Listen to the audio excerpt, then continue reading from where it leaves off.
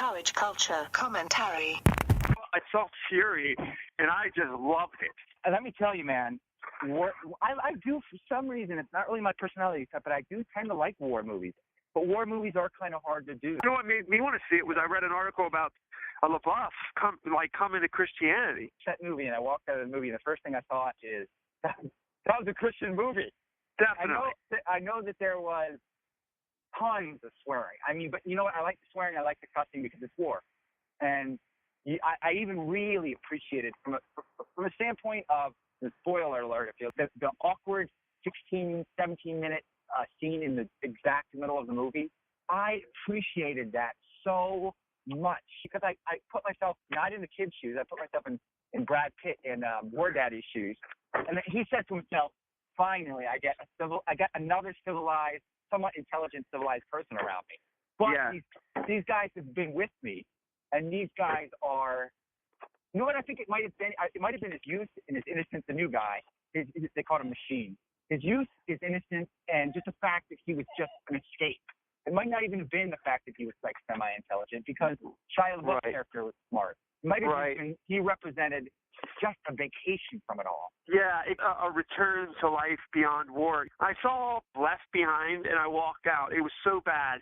The level of bad that was made me think this is a movie that somebody who hated Christian movies would make to embarrass us and not allow funding for further Christian films. I couldn't even stomach it. So many decisions that were horrible. And then I just opposed that film against Fury. And the stark contrast is just amazing. Fury decided to go into humanity on multiple levels and find God in the depths of the depths. And I just thought that was so brave. Having been to war, I've always found war movies to be difficult to watch, but this one wasn't. And this era of war presents a lot of interesting questions. They fought war in a very realistic way, as if people are going to die, innocence is going to be shattered, innocent lives and innocent blood will inevitably be shed. Your humanity will be left on that battlefield without a doubt, so you need to make peace with that, and so on and so forth. This was before cameras and 24-hour news cycles and PC presidents and all these different things. People just understood that fighting evil means violence. And so the movie didn't shy away from that in any way, despite the director's Christianity, and I loved that, and I respected that. And I really thought that from that, you saw a very real representation of what it's like to be a Christian in this mess. Everywhere that character looks, there's mess. And he can't control any of it, but he can control his own soul and what he feels is true. I just found it to be very inspiring. And to top it all off, it's just a great film, and they tackle the subject of war with honesty. The filming of it is great. The character development is great. The acting is superb. Can't see it as a child, but beyond that, just a great film. Even teenagers, I would definitely have a conversation with them. I wouldn't shy away from my 15, 16-year-olds seeing this movie. If it was up to me, just because it's one of those things that if you can show the way how horrible war is without, putting somebody in danger, that's preferable to actually having them deal with that. But basically, you got this kid who, he's like a paper pusher. He's like a pencil pusher. Essentially, they just pulled him off a truck and said, you're on tank duty. Somebody had gotten killed. He wasn't in any way prepared. He basically said, I'm not going to give up my humanity, which means I'm not going to take another person's life. The people that were around him experienced, in charge of him, started taking care of him, said, this isn't a choice you can really make out here. You can't really decide, I'm not going to kill someone else because you'll be dead in a heartbeat. You'll be dead and will be dead as a consequence. John Berthal, who plays this specific character so well, that he's essentially getting typecast. He does this kind of like, when the gloves are off, the rules are off in the world, he's willing to just do whatever. He essentially plays Shane from Walking Dead in this movie. With less couth and less polish. Yeah, he wasn't nearly as intelligent as that character, but with all the rough edges, he was basically a hammer. Where War Daddy Brad Pitt's character was like a scalpel. His decision making. I have so much to say about this movie because it just shows how wrong we're living now. It also shows how terrible war is. Shia LaBeouf, first off, he is just a stellar actor. Phenomenal job. So many nuances in every scene. As a human being was learning from his experience with this film. I mean, you can literally see that on screen. So that was really what baited the hook for me as far as this movie is concerned. I was going to see it anyway because I respected the cast. But I really wanted to see it after I realized that he had a real transformation. He said he found God in some way. I don't know. That'll remain to be seen. For Brad Pitt, who doesn't claim to be a Christian, Brad Pitt was kind of hearkening back to his childhood. And you know, that's another thing. Is between Angelina Jolie and Brad Pitt, I see they're basically vultures hovering around this carcass. And this carcass, you can see that they're hovering and hovering. And there's some weird undertones, whether they know it or not. They're definitely flirting with at least Judeo-Christian ethics. Yeah, I agree.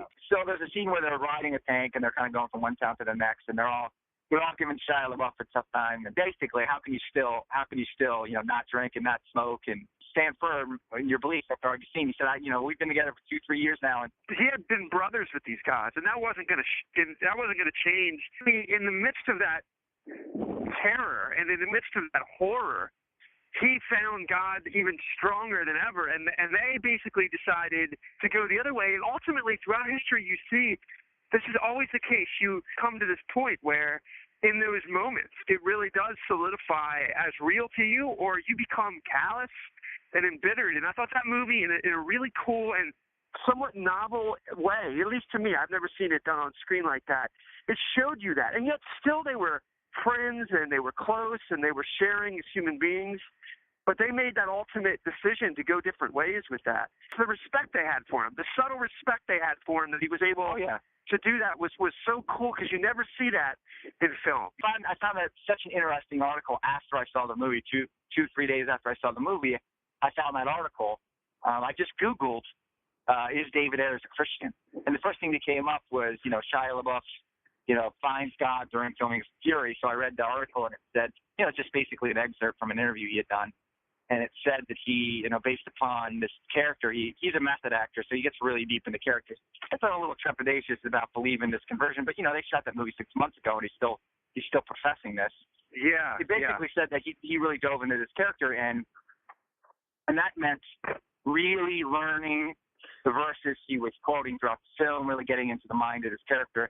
And within that, guidance from somebody who left the faith, Brad Pitt, and guidance from somebody who was really active in the faith, the director, David Ayers, he basically came to a Christian faith, is essentially what the article said. I don't know, of course, specifically what that means, especially, when somebody is him, when somebody's like him, has the whole world and is just painfully talented and intelligent and all the things, and that's all come up empty.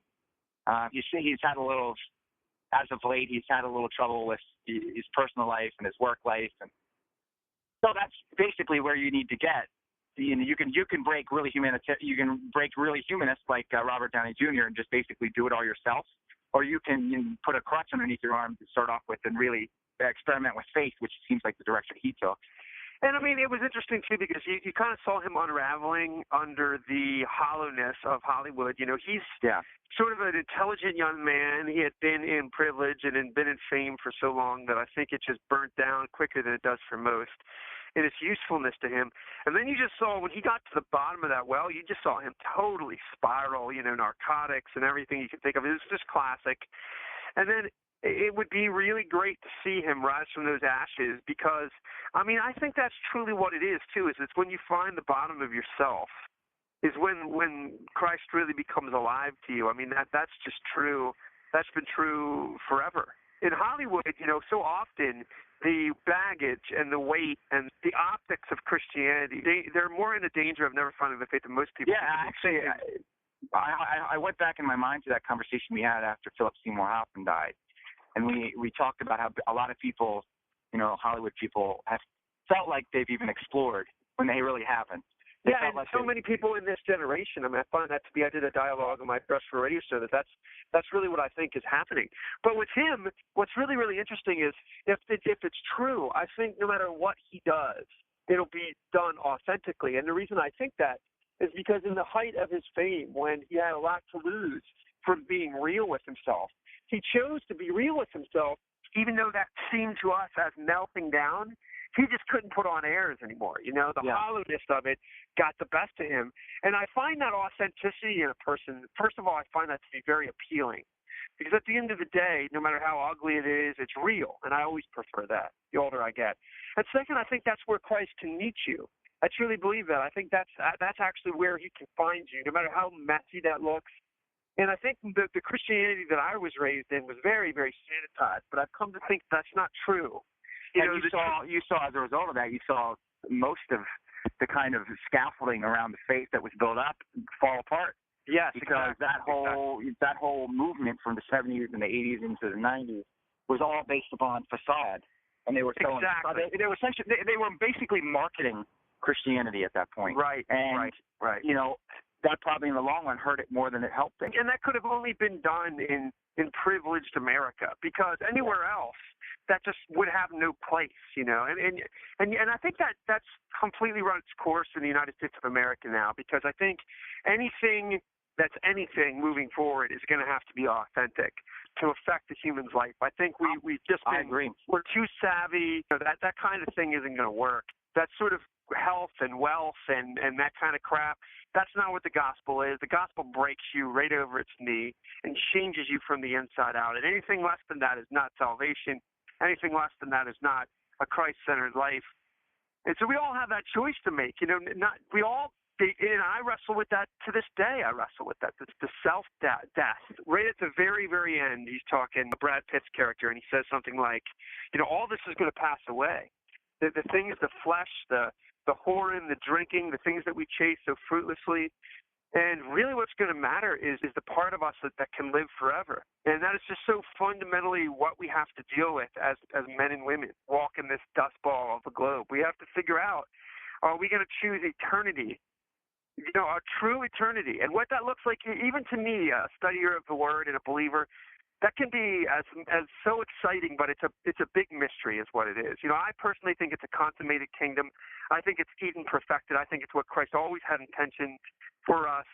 You know, Pinocchio becomes a real boy. That's what I believe. Endless fields of creation and full living and truly being human. I've totally rejected this sort of pie in the sky type of heaven. I think it's, and you can relate to this as having a son. Don't you want to see the fullness of him happen? Don't you want to see that happen without restraint and without the hang-ups of this world? That's what I believe eternity is. And I get excited about that when I think about it. But ultimately, the gauntlet before we get there is this world. And there's just so many hang-ups and so many things that dangle in front of us as appetizing along the way. And I think that movie, in its subtle way, and it was only a few scenes, I'd say 9 substantive scenes, really, all together in the movie. But I thought it did as good a job of showing you that, if you were hungry for it, as anything I've seen. CourageCulture.net